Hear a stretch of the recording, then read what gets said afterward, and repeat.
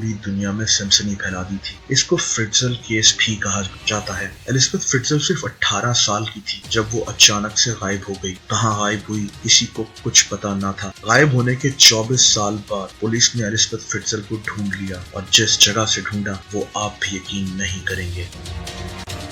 Elizabeth 6 अप्रैल 1966 को Austria में पैदा हुई। एलिजाबेथ के पिता का नाम जोसेफ फ्रिट्जल था और माता का नाम रोजमेरी था। एलिजाबेथ के 6 बहन भाई और भी थे। एलिजाबेथ बचपन से अपने पिता के गुस्से और मार पिटाई से बहुत तंग थी। एलिजाबेथ जब 18 साल की हुई तो वो घर के हालात से तंग आके घर छोड़ना चाहती थी। वो एक बेहतर जिंदगी जीना चाहती। एलिजाबेथ ने उस वक्त एक रेस्टोरेंट में भी काम करना शुरू कर दिया और ऐसा लग रहा था कि अब उसकी जिंदगी में कुछ बेहतरी आ रही है। लेकिन 29 अगस्त 1984 को एलिजाबेथ अचानक गायब हो गई। एलिजाबेथ के घर वालों ने उसे ढूंढना शुरू कर दिया, लेकिन कई दिन गुजर जाने के बाद भी जब एलिजाबेथ का कुछ पता ना चला तो एलिजाबेथ की माता ने उसकी मिसिंग कंप्लेंट पुलिस में दर्ज करा दी। अभी कुछ ही दिन और गुजरे थे कि एलिजाबेथ के घर एक लेटर आया जिसमें लिखा हुआ था कि मैं एलिजाबेथ अपने एक दोस्त के साथ रह रही हूँ और बेहद खुश हूँ, इसीलिए मुझे ढूंढने की कोशिश ना की जाए।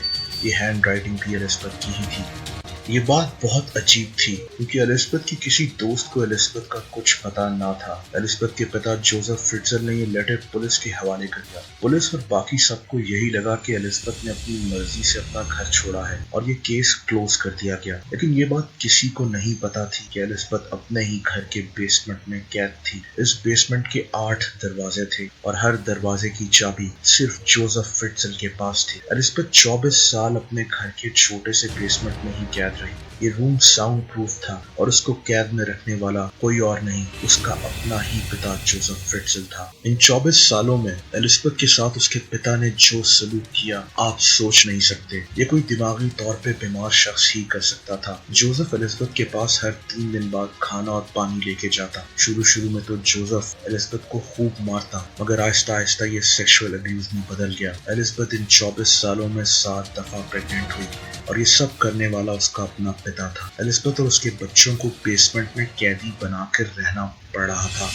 एलिजाबेथ के बच्चों ने बाहर की दुनिया कभी नहीं देखी थी। जोसेफ ये सब कुछ अपनी ही बेटी एलिजाबेथ के साथ कर रहा था और 24 साल तक करता रहा। किसी को कुछ खबर ना थी, लेकिन कोई भी क्राइम परफेक्ट नहीं होता। एलिजाबेथ के 7 बच्चों में से एक पैदा होते ही मर गया था। 3 बच्चे एलिजाबेथ के साथ कैद में थे और 3 बच्चे जोसेफ के साथ उसी के घर में रह रहे थे। शैतान नुमा इंसान जोसेफ उन 3 बच्चों को पैदा होते ही अपने घर के सामने रख देता और अपनी फैमिली को कहता कि उसकी बेटी एलिजाबेथ के नाजायज बच्चे हैं जो एलिजाबेथ यहाँ रख के चली जाती। एक दिन 3 बच्चे जो एलिजाबेथ के साथ कैद में थे, उनमें से एक बच्ची जिसका नाम क्रिस्टीन था, कैद में रह के बहुत ज्यादा बीमार हो गई।